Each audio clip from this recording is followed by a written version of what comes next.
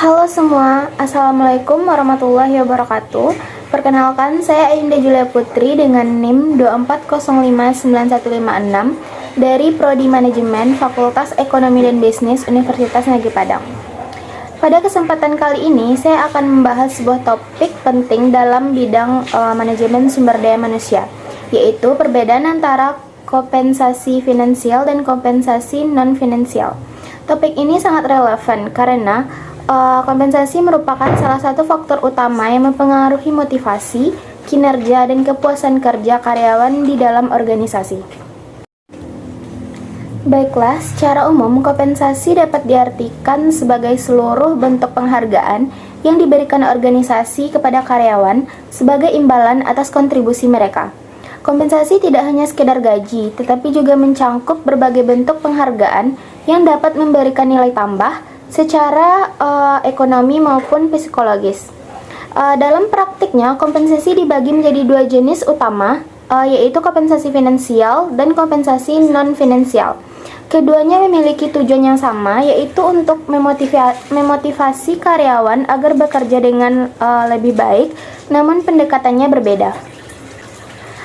Baiklah, yang pertama mari kita bahas tentang kompensasi finansial.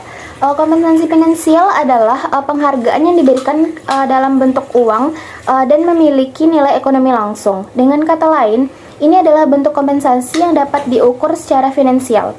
Contoh kompensasi finansial antara lain adalah yang pertama yaitu gaji dan upah yang diterima secara rutin oleh karyawan. Yang kedua yaitu tunjangan, seperti tunjangan kesehatan, transportasi, dan perumahan. Yang ketiga ada bonus dan insentif yang diberikan berdasarkan kinerja individu maupun pencapaian tim. Yang keempat yaitu ada komisi penjualan yang sering digunakan pada posisi berbasis target. Yang kelima yaitu ada program pensiun dan asuransi yang memiliki nilai ekonomi jangka panjang. Tujuan utama dari kompensasi finansial adalah untuk memenuhi kebutuhan ekonomi karyawan sehingga meningkatkan motivasi kerja melalui penghargaan yang bersifat material. Namun, meskipun penting, kompensasi finansial saja seringkali tidak cukup untuk menjaga loyalitas dan kepuasan kerja pelanggan dalam jangka waktu yang panjang. Nah, baiklah, selanjutnya kita bahas kompensasi non-finansial. Kompensasi non-finansial adalah bentuk penghargaan yang tidak berbentuk uang, tetapi juga memberikan kepuasan emosional, sosial, dan psikologis kepada karyawan. Beberapa contoh kompensasi non-finansial antara lain adalah yang pertama yaitu lingkungan kerja yang nyaman, aman, dan kondusif. Yang kedua ada hubungan kerja yang harmonis antara rekan kerja dan pimpinan. Yang ketiga ada pengakuan dan apresiasi atas prestasi kerja seperti sertifikat, ucapan terima kasih, atau penghargaan simbolis. Yang keempat yaitu ada kesempatan untuk berkembang melalui pelatihan, promosi, rotasi, dan jabatan. Serta yang kelimanya ada fleksibilitas waktu kerja yang memberikan keseimbangan antara kehidupan pribadi dan pekerjaan.